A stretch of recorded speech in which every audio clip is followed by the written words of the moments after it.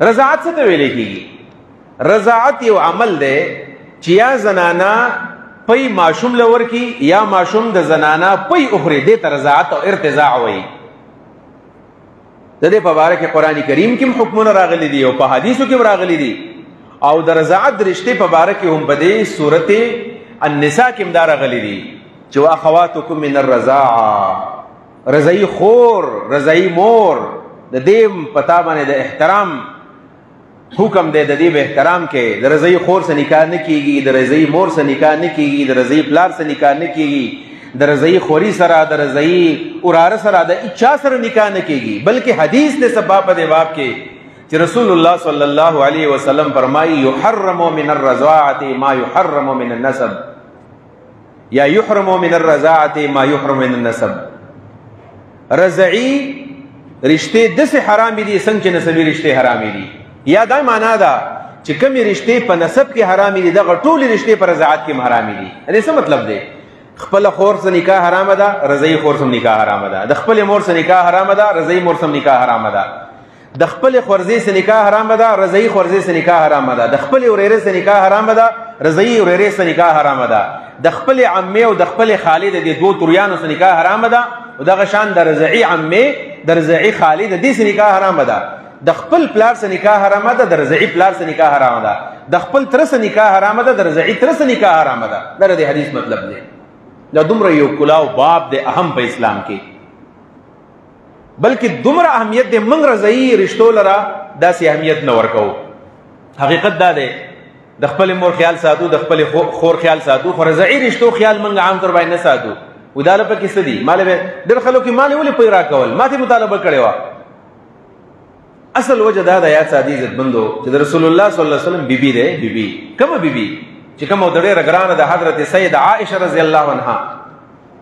یو ورځ په کور کې ناسته وه، یو سړی راغی دروازې وټکوله. ویل څوک یې؟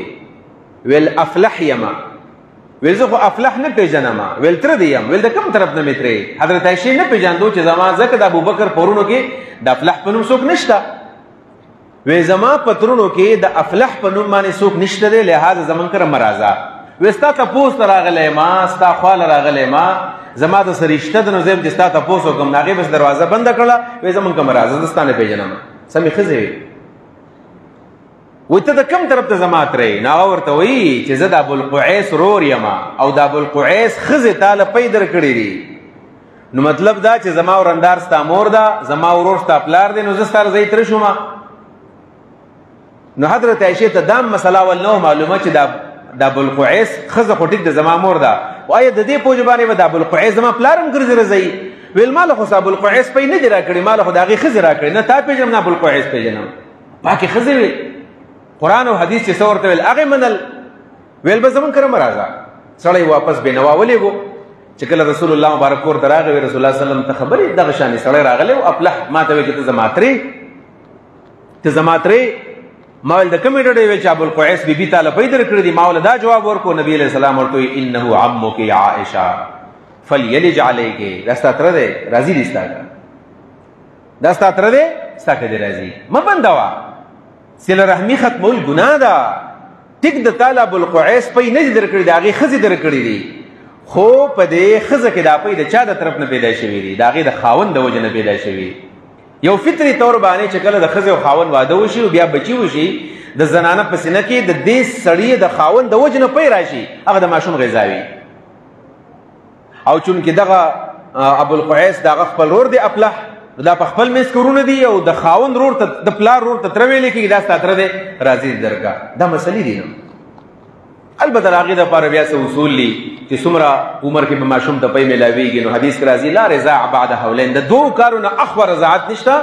د ماشوم څه به د مور او د مور څه د ماشوم رضاعت به هله ثابتېږي چې په دوو کالو کې دننه دننه میلاو شي. امام ابو حنیفه رحمه الله 2.5 کاله ویلي، خو هغه مسله کمزوري ده. جمهور وایي چې 2 کاله دي بس. قرآن وایي والوالدات یرضعن اولادهن حولین کاملین لمن اراد یتم الرضاعه.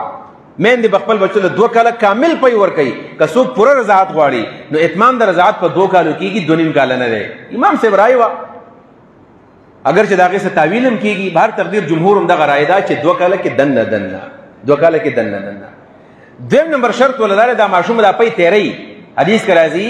چې رضاعت به الله ثابتېږي چې ما انشر العظم وانبت اللحم دومره پی سړی د خېټې ته کوز کی دا ماشوم چې د هغې په وجه باندې اډوکو ته هم تقویت میلاو شي غوښ هم پکې رازرغون شي داسې نه چې ماشوم دی مور وله پی ورکړل او هغې په خوله کې تاو راتاو کړل تو یې کړل په دې باندې رضاعت نه ثابتېږي ماشوم دی په خوله کې د مور پی راغلل د بلې زنانه پی راغلل او تیره نه کړل او تو یې کړل ګزار یې کړل په دې رضاعت نه ثابتېږي تېرېدل له ضروري دي دا به خامخا تېرېږي ډېر خلک دا تپوسونه کوي که نه یاره جي زه پلانۍ زنانه وه او ماشوم یې غېږې ته واچو او پی یې وله ورکړل او د هغې زنانه په سینه کې پی نه و خو هسې بس هغه ماشوم یې منوو په دې باندې به رضاعت ثابتېږي که نه ثابتېږي نه پرې ثابتېږي رضاعت کله د زنانه په سینه کې پی نشته نو چې پی نشته دی نو رضاعت د کوم ځای نه راغی بعضې علما کرام فرمایي احتیاطا نه دي کول پکار نو شریف د دې احتیاط خبره موږ ته نه ده کړې د کوم احتیاط خبرې چې کوي هغه منل پکار دی زنانه په سینه کې پی نشته نو احتیاط د کوم ځای نه راغی نشته پکې زنانه داسې زنانه ده چې د هغې په غېږې کې ماشوم دی او د هغې په سینه کې پی دي بلکل په دې کې اوس احتمال شته چې ممکن ده چې دې ماشوم پی خوړلي خو زنانه ته پته نه لګېدلي بار تقدیر د رضاعت دا باب دا په اسلام کې یو کلاو باب دی دا درې رشتې داسې رشتې دي نسب دی مسواهرت څرګنۍ ده او رضاعت دا درې رشتې دي پاتې شو زموږ اسلامي ورورولي چې کومه ده اسلامي ورولي اسلامي تضامن اخوت دا د ټوله دنیا یو شان دی چې المسلم اخو المسلم هغه صرف او صرف دومره ده د اسلام رشته ده د وینې رشته نه ده د څرګنۍ رشته نه ده د رضاعت رشته نه ده نه پاکه ټوله دنیا شریکه ده هغه د مشرق دی او که د مغرب دی او که د شمال دی او که د جنوب دی په دې باب کې اوس یو خبره کوم هغه دا ده ضروري چې عام خلک د هغې نه خبر شي خلک تپوس کوي چې اول ورځې د سن حکومت چې کوم د هغې وزیر صحت دی نو تاسو به کتلی وي په میډیا باندې دا تصویر راغلی و په اخباراتو کې هم راغلی و په الکترانیک او په سوشل میډیا باندې هم دا تصویر تاسو به لیدلی وایرل شوی دی چې زنانه ولاړې دي د سن حکومت وزیر صحت ورسره دی او هغوی د هیومن ملک بینک ابتدا کړی ده انساني پیو بینک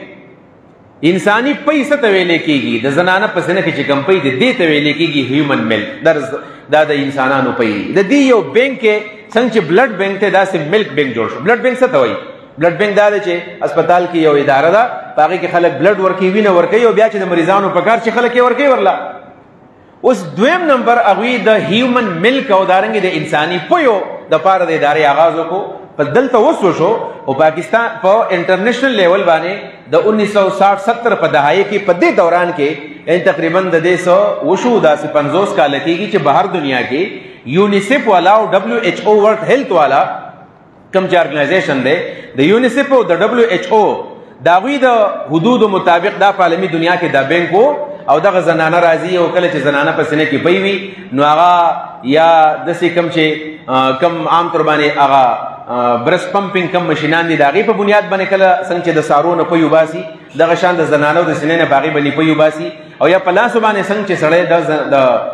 دغه نه پی راوباسي د حیواناتو نه په دې طریقه باندې زنانه خپل پی حاصل کړي او هغه پی به وړي او دا به په یو بینک کې جمع کوي یو اداره به او د هغې دپاره حکومت پراپر انتظام کړی د یونیسیف په هغې کې پیسې ورکوي WHO په هغې کې پیسې ورکوي نو دا پی چې کله راجمع شي دا به چا ته میلاویږي دا به میلاویږي هغه چا ته چې یا داسې ماشومان دي چې هغه پری میچور پیدا شي پری میچور خو پېژنئ که نه قبل از وقت د هغې ولادت وشي عام ماشوم 9 میاشتې پس نارمل ډیلیوري 9 میاشتې پس کېږي ماشوم په 8مه میاشت باندې پیدا شو په 8مه میاشت باندې پیدا شو نو دا ماشوم د مور پی نشي خوړلی او بل دا چې د کوم چې نوزایده بچي دي ماشومان چې کله د مور نه علت پیدا شي د پیو نه بغیر هغه بل خوراک نشي کولی اوس دا ماشوم به څه کوي د مور نه بغیر بل خوراک کول د پیو نه بغیر بل خوراک کولی نشي دا دویم نمبر دا ده چې ماشوم پری میچور دی یا په اپریشن باندې پیدا شوی دی نو هغه د مور پی نشي خوړلی دې ماشوم له غذا پکار ده نو دې ماشومان ور دې نه پی ورکوي د دې ملک بینک نه به دې ماشومانو له پی ورکوي یو دا خبره ده دویم نمبر دا چې بعضې میندې چې دي هغه بچي له پی نشي ورکولی به طور مثال سینې کټ شوې ده کوم ځای نه پی ورکوي یا دا ده چې کله زنانه پریګننټ ده حامله ده دا یو مسله ده چې کله د زنانه په غېږ کې یو ماشوم دی او په دې دوران کې بیا د دې زنانه په خېټه باندې ماشوم راغی د دې زنانه چې کوم پی دی چې دا د ماشوم له ورکوي نو دې پیو کې باقاعده تغییري او دې ماشوم ته نقصان ورکوي دا ماشوم دې ته غیله ویلی کېږي دا ماشوم بیا داسې جسماني طور باندې پیټ نه کمزوری او دا زنانه که د ماشوم له پی ورکوي نو ماشوم ته نقصان میلاویږي یا د زنانه څه بیماری د دغه بیماری په بنیاد باندې سوایرس پکې دي سبل صداسي پکې دي چې دغه په بنیاد باندې د ماشوم له کپي ورکی نقصان ته ملاويږي د دې ضرورتو ته یونیسف او دارنګ WHO والا هغه د بینکونو آغاز وکړو او دا د ابل ورځې په کراچۍ کې هم دغه باقاعده آغاز وشو او ویل چې پاکستان کې خزې د سکی خپل پی بل فرض هغه ډونیټ کول غواړي د خپل پی ورکول غواړي دا په دې اداره کې به په دې بینک کې به او کم ځای کې چې ماشومان د پی حاصلې د پی حاصلول شي دا مسله مې ته بیان کړل چې مسله دا ده اوس راځو د دې شرعي حیثیت سره ځکه موږ مسلمانان یو اول نمبر خبر موږ د شریعت کو چې قران سنت موږ ته سوي نو تاسو به وایي چې اسلام سوی اسلام دې ته ناجایز وایي او سوال دی چې حل څه دی بیا چې اسلام ته ناجایز وایي دا زنانه ماشوم له پیسې څنګه ورکوي دا ماشوم چې د مور په نشي خوړې پي به څنګه خوري اسلام حل خودل دی خو مونږ خو اسلام ته دښمنی ده کنه مونږ یو د مجر دا علماء کرام نه مولیان چې دا ډیر زیات بنیاد پرست دي او قدامت پسند دي او دار ترقی دشمنان دي او ایکستریمیست دي او انتها پسند دي او دارنګ دا خو ګوره د خیر سګالي پروګرامات دي دله په کار چې دا پروموټ کړی وي دا غي جواب ده جواب ده چې په اسلام کې چې د مخ کې ماته صدا کم تقریر وکړو کنه د رضاعت د رشتہ سره د پاره ده دې مطلب دا دی کنه زنانا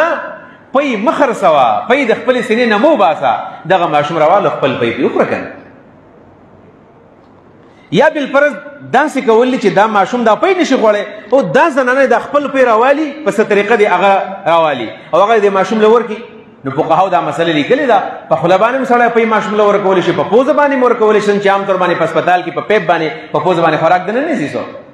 او د یوې زنانه چې هغه باقاعده معلومه ده دا هغه ډیټا معلومه ده هغه د سکارو کې او ماشوم دی راوالي یا د براه راست ول پي ورکی او که براه راست پي نشي ورکول نه د خپل پي راوالي او د ماشوم په طریقه باندې ورکی اسلام خو دې ته دا خو طریقه و د په خوا زمانه دغه طریقه و زمون پیغمبر په دې طریقه باندې غټ شوی دی مور بی حضرت آمنه رضی الله تعالی عنها چې کله د ماشوم پیدا شو نو ولدا طائف ته باندې کوندو ته لګل غواړي چې صحیح پي ورته ملاو شي نور حضرت حلیمه سعدیه له ولېګو 5 سال پورې په بنو سعد کې نبی علیہ الصلوۃ والسلام او حضرت حلیمه مور هغه لپی ور کړی دي نو دا څه کیږي کنه اسلام حل خود لري حل دقه دی حل سده حل دقه دی ما چې کوم بیان کو چې زنانه براولګي او دا به ولنټیرلی یعنی رضاکارانه تور باندې د الله د رضا په خاطر باندې دا ماشوم والی او دا بغټ کی نو که په خپل خله خوراک نشو کولای میاش نیمه پورې نو هغه مور د خپل په هغه ماشوم لور کې په دې باندې شریعت څخه قدغن نه لګي دا جایز عمل وي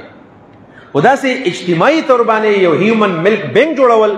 د دې کراچۍ د تقی عثماني صاحب دلی فتوا په دې اول راغلی او بعض خلکو چې مولیان خو دوه قسمه خبرې کوي به خبر ځان پوهیږي